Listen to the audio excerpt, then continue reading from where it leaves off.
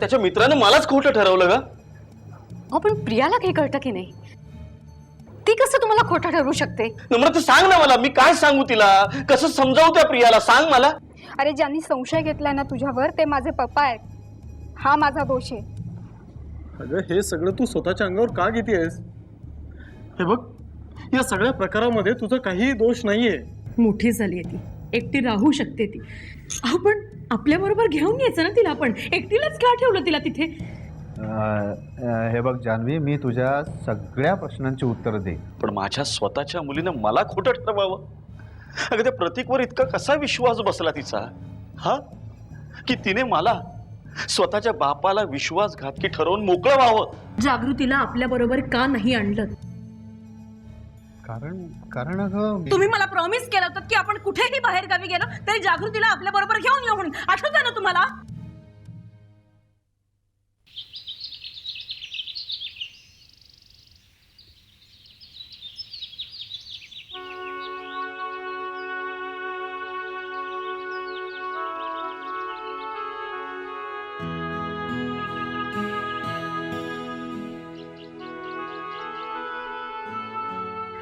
जान्हवी,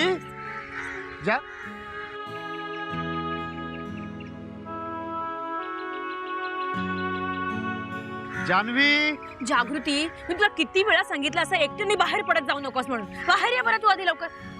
आणि काय ग, पप्पा काय सांगत होते की तू शाळेच्या ट्रिपला जाणारच म्हणून? जागृती, हे बघ, अजिबात जाऊ नकोस, कळलं तुला?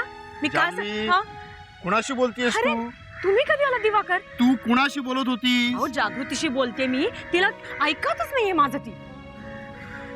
हे बघ, तू चल चल घरी चल. हो मी घरी येते, पण हिला पण सांगा, ही अजिबात ऐकत नाहीये माझं. जागृती, तिथे कुणी नाहीये. काय? तिकडे कुणी नाहीये. इकडे या इकडे या.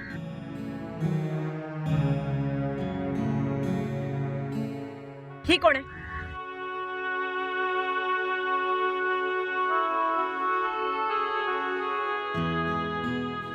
ही मुलगी कोण आहे? जागृती आहे ती.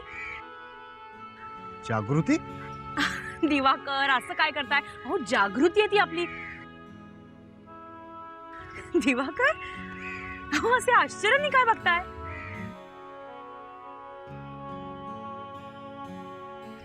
आणि काय हो, तुम्ही मला सांगितलं का नाही हिलाही बरोबर घेऊन आलात ते? मगाशी मी उगाच चिडले तुमच्यावर. अहो पण किती अभद्र बोलत होता तुम्ही. जागृती मेली, देवाघरी गेली, असं काहीतरीच बाई. हे बघा, परत असं बोलू नका. थांब तू. तुझं नाव काय बेटा? माझं नाव गौरी आहे. जागृती, अगं स्वतःचं नाव गौरी काय सांगतेस? मी बोलतोय ना तिच्याशी.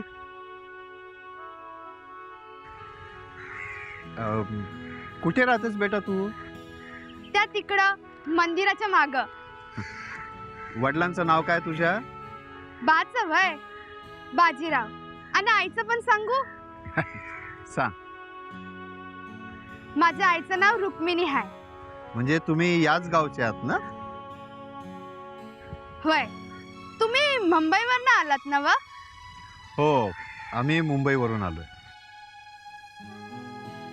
या मावशी मला सारख्या सारख्या जागू जागू का म्हणतात व? काय गौरी बेटा, आम्हालाही एक मुलगी आहे, म्हणजे होती. जागृती नाव होतं तिचं. आणि तू ना आमच्या जागृती सारखीच दिसतेस. म्हणून आपलं हिला वाटलं की तू जागृतीच आहेस. आणि तुला जागृती जागृती म्हणायला लागली ही. असं व्हय. पण तुमची मुलगी व्हती म्हणजे आता कुठं गेली? देवा घरी गेली. आता समजलं. मावशीला वाटलं त्यांची मुलगी जागू परत आली, म्हणून त्या मला जागू जागू समजत होत्या. मावशे, मी काय म्हणते, मी तुमची जागूच आहे ना व? मग मला समजा की जागू. आता मीच तुमची जागृती. चला मग काका, येते, नाहीतर बा खवळेल. आणि मावशी येते बरं का. जागृती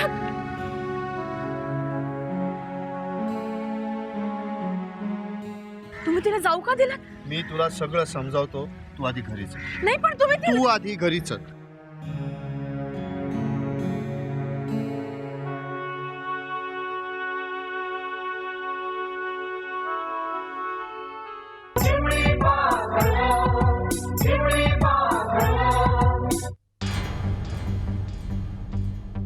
ए दिनेश, दिनेश, अरे इथं काय करतोस? बाहेर कशाला आलास? अरे नाटक उघडं पडेल ना. आणि मला सांग, वहिनी कुठे आहे आता? हो हो हो, सगळं सांगतोय. अरे जरा दम घे, घामाघूम झालास. घेतला दम, आता बोल. अरे प्रिया तिच्या घरी गेली आहे. कायमची घरी गेली? कायमची नाही रे, मग तिच्या आईला भेटायला गेली आहे. त्यामुळे 2-4 तास तरी मस्त फुरसत आहे. 2-4 तास फक्त? अरे कशाला रिस्क घेतोय? आली अचानक म्हणजे? अरे यार, इतके दिवस घरात बसून ना जाम कंटाळा आलाय. काय ना, तोच हॉल, तीच बेडरूम, तोच टीव्ही आणि तीच बायको. बरं मग आता काय करायचं? हे दिना, आपण नाक्यावर जाऊयात. अरे नाक्यावरच्या पोरी बघून ना जमाना झालाय. चल ना नाक्यावर. हो? अरे तू स्वतःही मरशील आणि मलाही मारशील. माहिती आहे ना तुझा सासरा कसा आहेस रे तू? अरे एवढा काय घाबरतोयस? मग काय करू? अरे कुणी तुला बघितलं तर? बघितलं तर बघितलं, आणि कुणी विचारलं तर सांगायचं तो मी नव्हेच. अरे चल लवकर.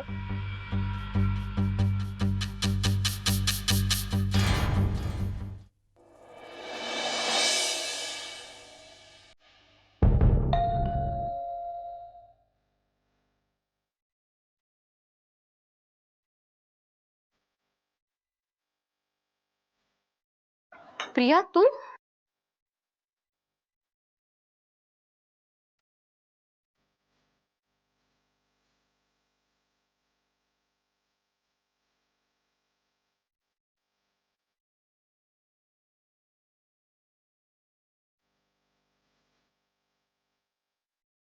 मामा, पप्पा कुठे आहेत?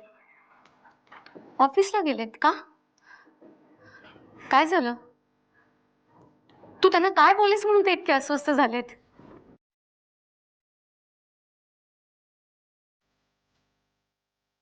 मी काय बोलले हे विचारण्याआधी ते कसे वागलेत हे विचारलंस का तू त्यांना?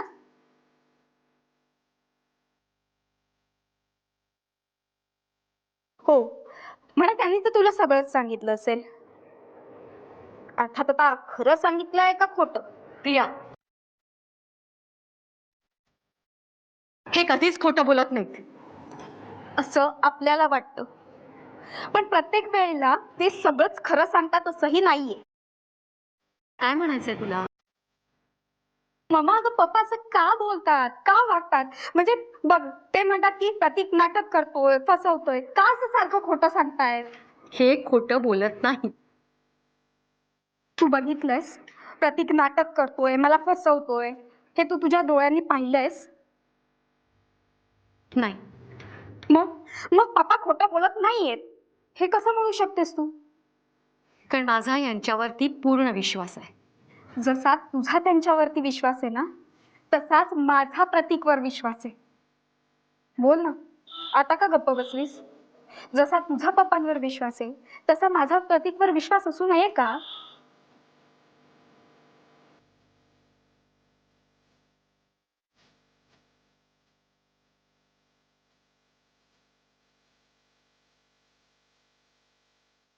प्रिया, अगं ज्या व्यक्तीवर विश्वास ठेवायचा ना, ती व्यक्ती मुळात विश्वासू असावी लागते.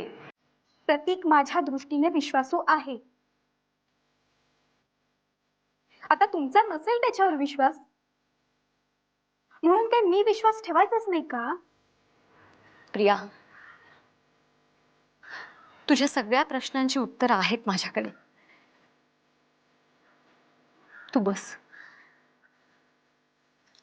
मी पाणी घेऊन येते.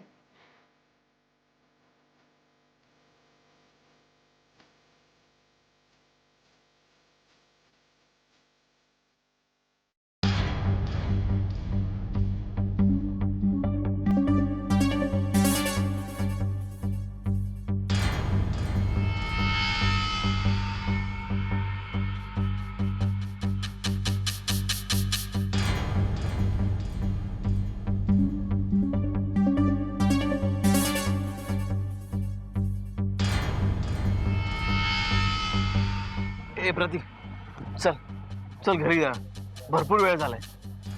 तर काय घरी जाऊया? अरे एकतर खूप दिवसांनी मी घराच्या बाहेर पडलो. थोडा वेळ थांब रे.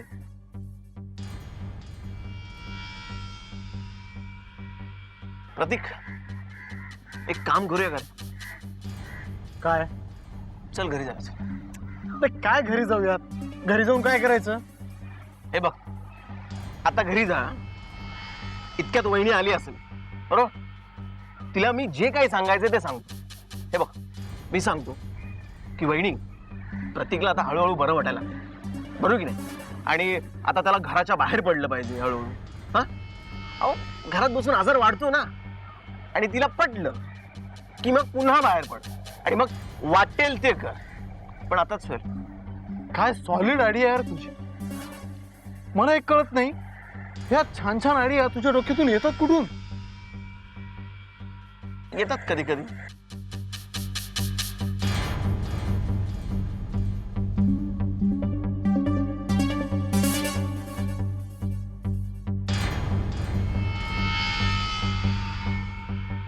दिनेश, एक मिनिट. ते पैसे कुठे आहेत?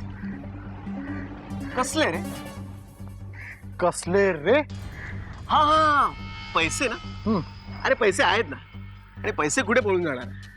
50-50. नाही, आपण ते पर्सेंटेजचं आपण नंतर बघूयात. हा, पैसे आहेत ना? ते पैसे काय पळून चाललेत? आणि मी एकटा असं एवढे पैसे खर्च करीन का रे? नाही, तू एकट्याने जरी खर्च करायचे ठरवलेत ना, तरीही तू खर्च करू शकणार नाही. चल चल. वहिनी वाट बघतात.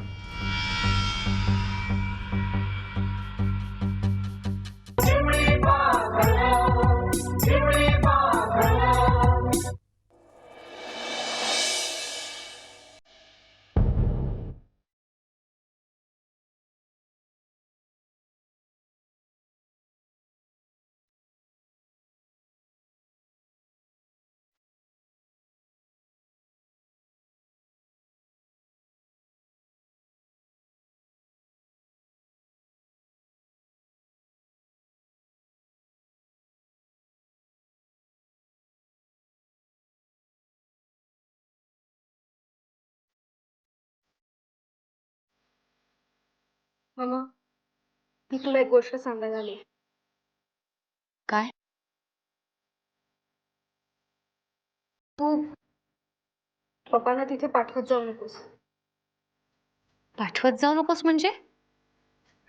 म्हणजे पप्पा तिथे आले की प्रतीकवर नको नको ते आरोप करतात. प्रतीक मनाला लावून घेतो आणि मग त्याला मानसिक त्रास होतो. ते मग त्याचा आजार पण पुन्हा वाढतो. प्लीज, त्यामुळे त्यांना तिथे नको पाठवूस.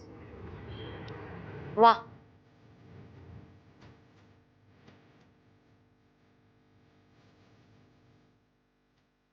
वा,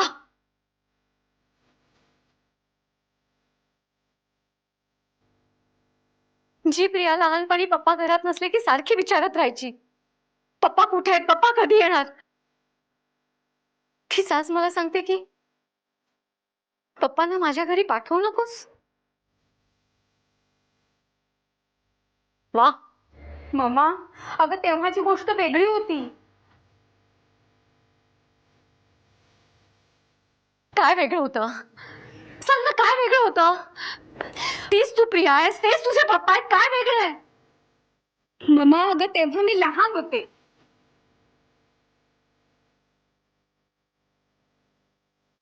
वा,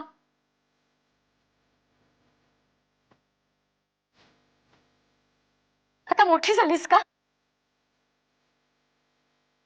अगं मुलं कितीही मोठी झाली ना तरी आई वडिलांसाठी लहानच असतात. आणि आई वडील त्यांच्यावर तितकंच प्रेम करतात जितकं ती लहान असताना त्यांच्यावर करतात. हो ना. मग बाबा माझ्या संसाराची घडी नीट बसवून द्यायची, त्याऐवजी ते मोडायला का निघाले? प्रिया, प्रिया, मुळातच तुझ्या संसाराचा पायाच कच्चा आहे, बनावट आहे. तुझ्या संसाराचा डोलारा पूर्णपणे कोसळायच्या आत तुला त्यातून सुखरूप बाहेर काढण्याचा प्रयत्न आहे यांचा. मम्मा, अगं तो डोलारा कोसळेल तेव्हा कोसळेल, पण तोपर्यंत राहू दे मला त्यात. त्याचे जे काही चांगले वाईट परिणाम असतील ना, त्याला जबाबदार मी असेल आणि ते मीच भोगेन. तेव्हा प्लीज प्लीज तुम्ही तिथे येऊन आम्हाला मानसिक त्रास देऊ नका. प्रिया, आम्ही तुला मानसिक त्रास देतो म्हणजे मम्मा, पप्पा तिथे येतात, आरोप करतात, मग त्याला मानसिक त्रास होतो. त्यापेक्षा नकोच नकोच ते. त्यापेक्षा मीच येत जाईल तुम्हाला भेटायला. प्रिया. अगं पण मी. प्लीज मम्मा, आता काहीही बोलू नको आणि समजावूही नकोस. मला निघायला उशीर होतो. येते. प्रिया,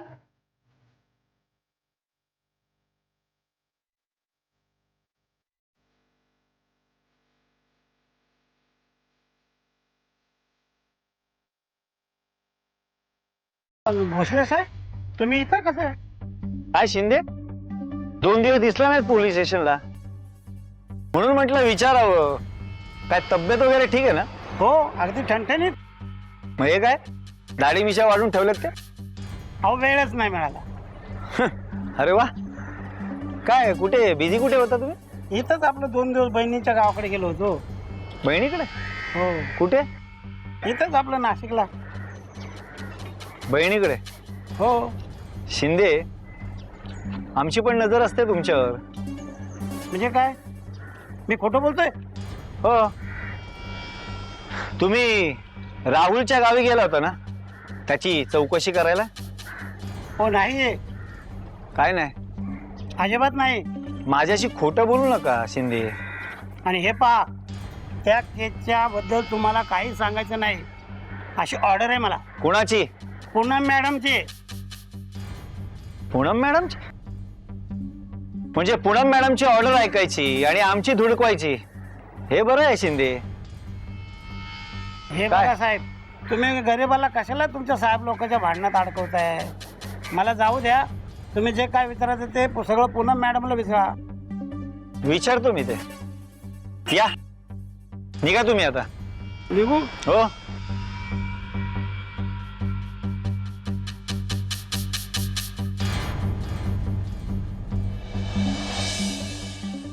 म्हणत होती तुझा जसा पप्पांवर विश्वास आहे तसा माझा प्रतीकवर का असू नये.